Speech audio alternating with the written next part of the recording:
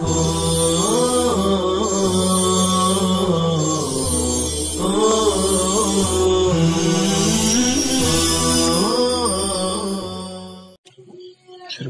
باللہ من الشیطان الرجیم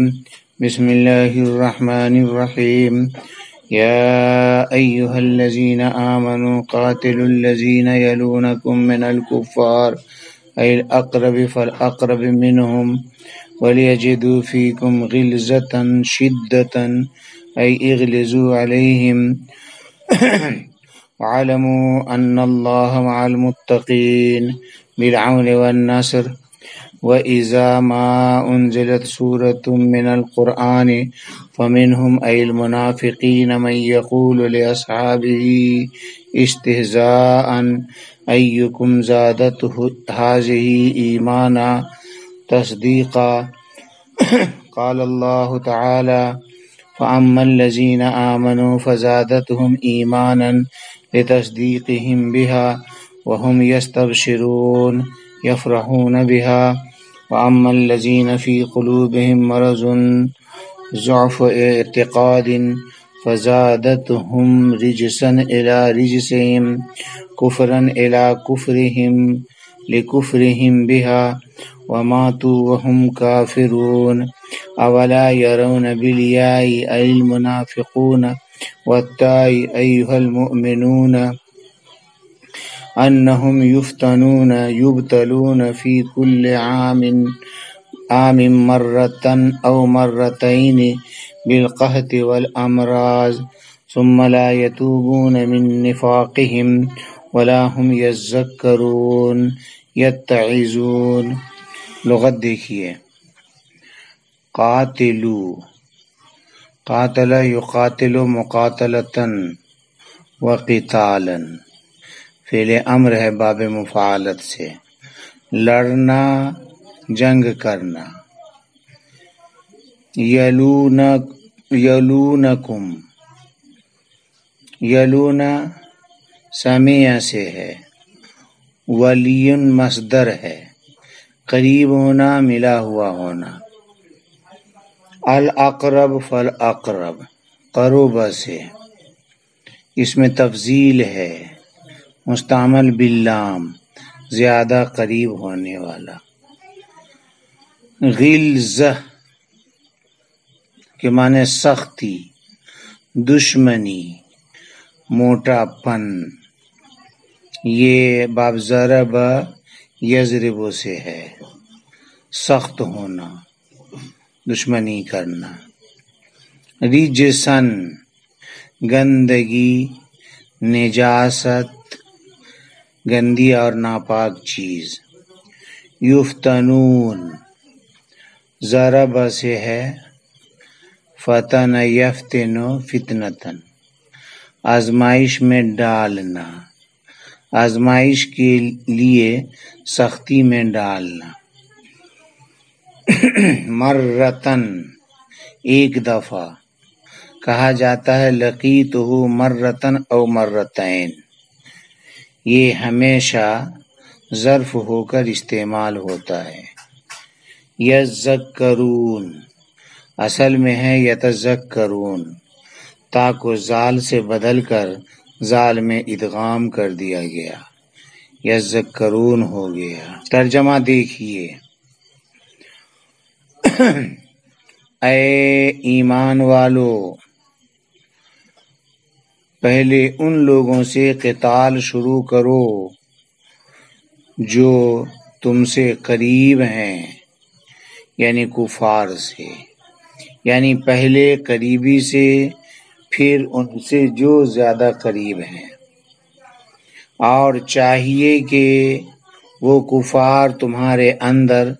سختی کو پائیں، یعنی شدت کو پائیں، یعنی ان پر سختی کرو. اور یقین جانو کہ بے شک اللہ تعالی متقین کے ساتھ ہے، نصرت اور مدد کے ذریعے. اور جب کوئی سورہ قرآن کی نازل ہوتی ہے تو منافقین میں سے بعض وہ ہیں کہ جو اپنے ساتھیوں سے استہزاءً کہتے ہیں کہ تم میں سے کس کو اس آیت کریمہ نے ایمان کے اعتبار سے ترقی دی، یعنی تصدیق کے اعتبار سے ترقی دی۔ اللہ تعالیٰ نے فرمایا کہ بہرحال وہ لوگ جو ایمان لائے تو ان کو ایمان کے اعتبار سے اس آیت کریمہ نے ترقی دی، ان کے اس آیت کریمہ کی تصدیق کرنے کی وجہ سے، اور وہ اس سے خوش ہوتے ہیں، یعنی اس سے فرحت محسوس کرتے ہیں۔ بہرحال وہ لوگ جن کے دلوں میں مرض ہے، یعنی اعتقاد کی کمزوری ہے، تو ان کے اندر اس آیت کریمہ نے گندگی در گندگی کے اعتبار سے ترقی دی، یعنی کفر کے اعتبار سے جو ان کے کفر میں ملا ہوا ہے، ان کے اس آیت کریمہ کا کفر کرنے کی وجہ سے، اور وہ لوگ مریں گے اس حال میں کہ وہ کافر ہوں گے۔ کیا وہ لوگ نہیں دیکھتے ہیں یا کے ساتھ، یعنی منافقین نہیں دیکھتے ہیں، اور تا کے ساتھ یعنی تم لوگ اے مومنوں نہیں دیکھتے ہو کہ ان لوگوں کو آزمایا جاتا ہے ہر سال 1 مرتبہ یا 2 مرتبہ قحط اور امراض کے ذریعے، پھر بھی وہ اپنے نفاق سے توبہ نہیں کرتے ہیں، اور وہ لوگ اسے نصیحت نہیں پکڑتے ہیں۔ ماں قبل کی آیات میں جہاد کی ترغیب تھی، چونکہ کفار ساری دنیا میں پھیلے ہوئے ہیں، اس لیے اگلی آیات میں جہاد کی ترتیب بیان کی جا رہی ہے۔ چنانچہ ارشاد فرمایا جا رہا ہے کہ کفار میں جو لوگ تم سے قریب ہیں پہلے ان سے جہاد کیا جائے، ثم فثم۔ پھر قریب ہونا مقام کے اعتبار سے بھی مراد ہو سکتا ہے، یعنی جگہ کے اعتبار سے قریب رہنے والے کفار سے جہاد پہلے کیا جائے، اور قریب ہونا رشتے اور نسب کے اعتبار سے بھی مراد ہو سکتا ہے، یعنی چونکہ جہاد در حقیقت انہی کی خیر خواہی کے تقاضے سے ہے جس میں رشتہ دار اور تعلقات والے کو مقدم کیا جانا زیادہ لائق ہے، جیسا کہ آپ کو حکم دیا گیا کہ وَأَنذِرْ عَشِيرَتَكَ الْأَقْرَبِينَ، یعنی پہلے اپنے قریبی عزیزوں کو اللہ کے عذاب سے ڈرائیں۔ چنانچہ آپ صلی اللہ علیہ وسلم نے اس حکم پر عمل کرتے ہوئے سب سے پہلے اپنے خاندان والے لوگوں کو جمع کر کے کلمہ حق پہنچایا۔ اسی ترتیب کو بتانے کے لیے مفسر علام نے یلونکم من الکفار کی تفسیر بتاتے ہوئے فرمایا ایل اقرب فالاقرب منہم، یعنی دار، بلاد اور نسب میں سے جس اعتبار سے بھی قریب ہو اس کو جہاد میں مقدم رکھا جائے۔ آگے فرمایا گیا وَلْيَجِدُوا فِيكُمْ غِلْظَةً، یعنی کفار تمہارے اندر اپنے متعلق سختی محسوس کرتے رہیں۔ مطلب یہ ہے اغلظوا علیہم، یعنی یہاں مسبب بول کر کے سبب مراد لیا گیا ہے، اس لیے کہ کفار کا مسلمانوں میں سختی کا پانا یہ مسبب ہے، جس کا سبب ہے مسلمانوں کا کفار پر سختی کرنا، تو مسلمانوں کی سختی سبب ہوا اور کفار مسلمانوں میں سختی پا رہے ہیں، یہ مسبب ہوا۔ یہ مسبب یعنی غلظت کفار بول کر سبب مراد لیا گیا ہے، یعنی مسلمانوں کی غلظت مراد لی گئی ہے۔ آگے فرمایا گیا وَاعْلَمُوا أَنَّ اللَّهَ مَعَ الْمُتَّقِينَ بِالْعَوْنِ وَالنَّصْرِ، یعنی تقوی اختیار کرنے والوں پر اللہ کی مدد اور نصرت شامل ہوتی ہے، لہٰذا ان کو کفار سے ڈرنا اور دبنا نہیں چاہیے۔ آگے فرمایا گیا وَإِذَا مَا أُنزِلَتْ سُورَةٌ مِّنَ الْقُرْآنِ فمنهم أي المنافقين من يقول لأصحابه استهزاء أيكم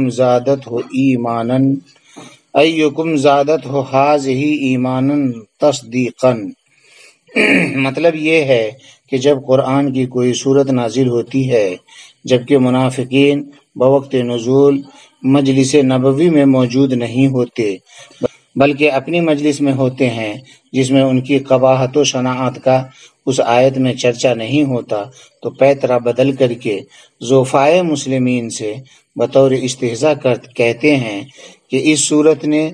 جو کہ ابھی نئی نازل ہوئی ہے تم میں سے کس کے ایمان میں ترقی دی۔